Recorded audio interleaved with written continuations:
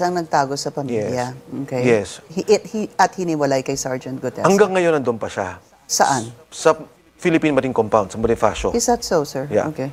And then, several days ago, may tumawag na kaibigan sa media. Sabi niya, sir, totoo bang inambush si Gutesa?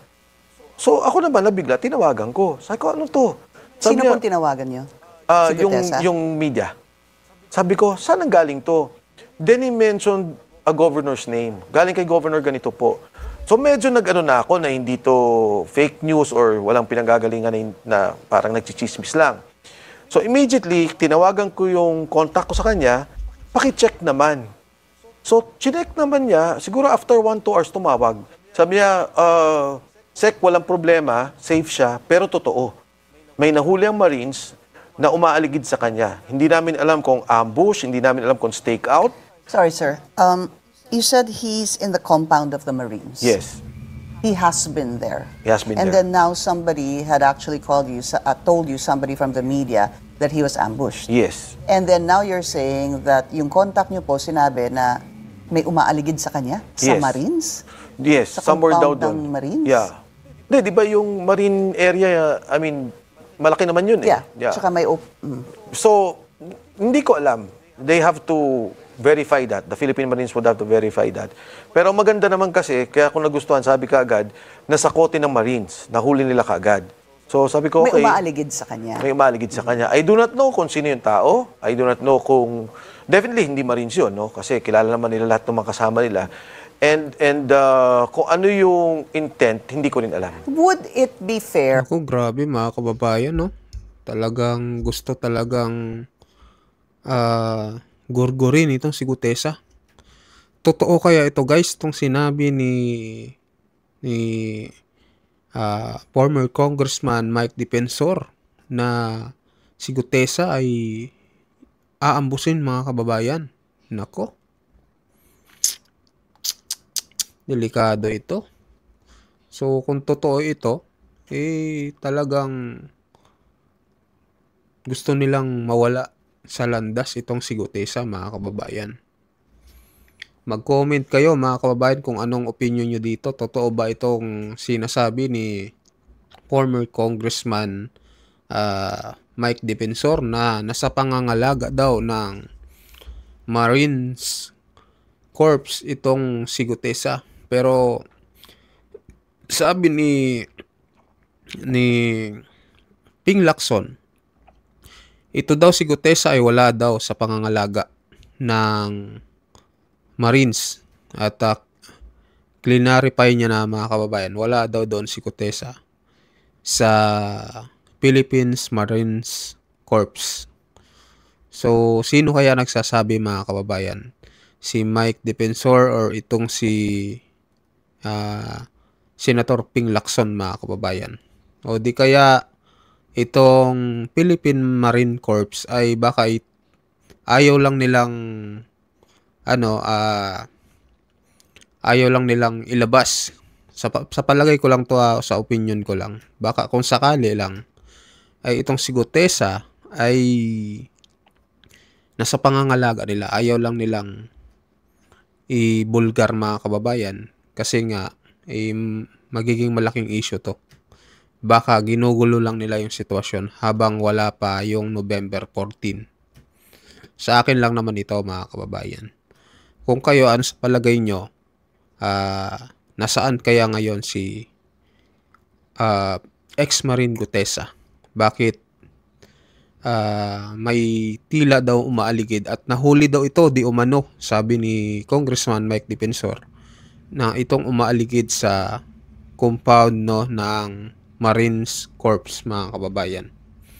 So, kayo na lang humusga, mga kababayan, kung ano ba talaga ang totoo na pangyayari. So, panoorin pa rin natin to.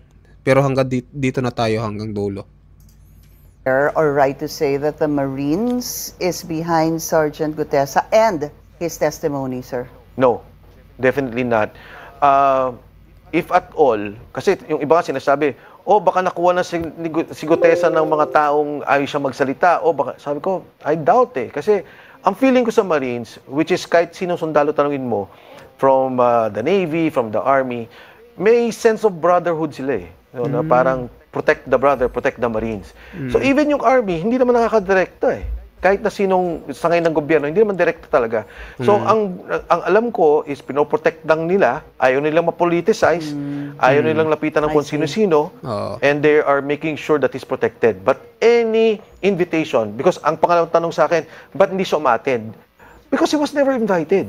Tama. Okay. Never. And but Di naman according to siya Senator inimbitan. Ping Lacson, once he is again appointed as Blue Ribbon Committee Chairman, he will call on Sergeant Gutesa. And in fact, dahil hindi daw siya found sa address that is stated in his affidavit, he will ask for help from you Yes. or even Senator Marcoleta. Has Senator Ping Lacson reached out to you, sir? Not yet. Even si Secretary Ombudsman Boying Rimulya also mentioned that.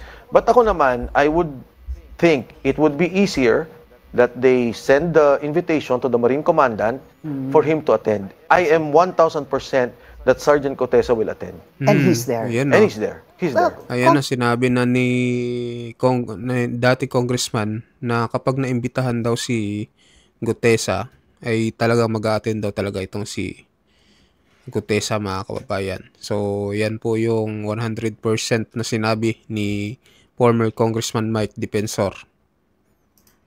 Congressman, kayo po nagpakilala sa kanya kay Senator Marcoleta, hindi ho ba? When you told me before, when I guested you, sabi mo, because a friend reached Yes. out to you Yes. on behalf of Sergeant Yes. Gutesa. Why do you not have a direct line to him now? Okay, Pinky, I think si Sergeant Gutesa medyo unique soldier. Kasi bukod sa Marines siya na fight. Alam mo naman yung mga Marines. He was really with Intel. Intelligence yung kanyang operations. I'm not sure about his operations, pero alam mo naman pagka Marine Intel, medyo malalim din talaga. So I think, kahit papano, anticipated niya lahat ng to. Anticipated So niya ayaw yung niya may mangyari. direct contact ka sa kanya? Ayaw niya may direct contact. I have his number, pero wala. Hindi ko naman siya nakakausap. I don't think it's working anymore. That number, is it still working? Talaga? Hindi ko No, alam, I don't know. I haven't called him, pero may line talaga ako sa kanya.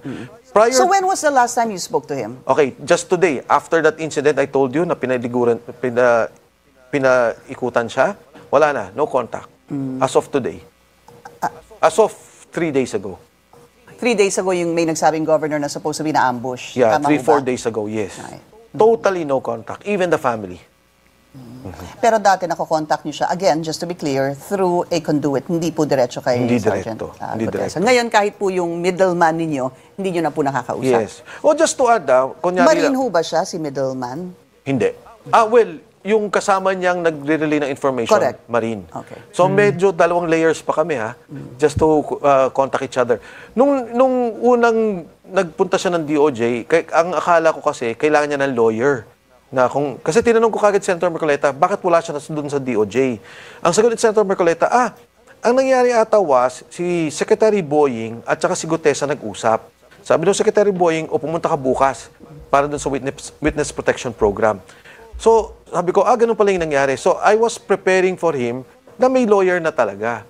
But the message I got, huwag kang mag-alala, the Marines will protect him. Not only for security, even dun sa legal niya, they will help him. They will assist him. So, you are sure that once invited by the Senate Blue Ribbon Committee, he will again show up? Yes. Kung kailangan man siya sa ICI, kung kailangan man siya sa DOJ, and of course, dun sa Blue Ribbon Ayan na. Committee. Ayan, nagsabi na mga kababayan, kung kailangan sa ICI, sa DOJ, sa hearing, sa Blue Ribbon Committee, ay a-attend daw talaga ito si Gutesa ng 100%. Yan po yung sinabi ni dating Congressman Mike Defensor. Ayan. So, aabangan natin mga kababayan ito sa darating na 14. Kung itong grabe, madaming bumabatikos na ngayon kay Gutesa, no? Mga trolls na talagang bumabanat sa kanya na fake witness daw ito sa Gutesa. Na kahit sinabi niya na yung mga sinabi niya sa kanyang statement ay talagang sinasabihan siyang fake witness daw mga kababayan. Hindi naman siya pinapatawag sa hearing. Paano siya pupunta? Diba? Kaling kayo po patawag ng Blue Ribbon, would you also be willing Yes, to go? definitely. Definitely. Ayan Pati si Congressman Mike Defensor ay din. kung papatawag daw siya, talagang pupunta din siya, mga Ako lang naman, Pinky, ang request ko lang naman kay Senator Ping, kung maaari sana, unahin namin to sila Teksay, sila Paul Estrada, at saka tong mga 90 other personnel na involved. Yung itong notaryo, okay naman habulin din natin, di ba? Important din talaga to. Ang worry ko lang kasi, yung pera nawawala na Kung sino man nakakuha ng mga pera, nagnakaw sa gobyerno, baka nakakatakas na. 'Di ba? Habang tumatagal yung issue, of course we're building evidence. Pero sana, and I'm hoping na magkaroon talaga ng emergency powers, ma-stop muna lahat 'to. Walang lalabas na pera mula dito sa mga taong pinag-iisipan at tinitingnan na maaring may problema at involved sa nakawan ng pondo ng gobyerno.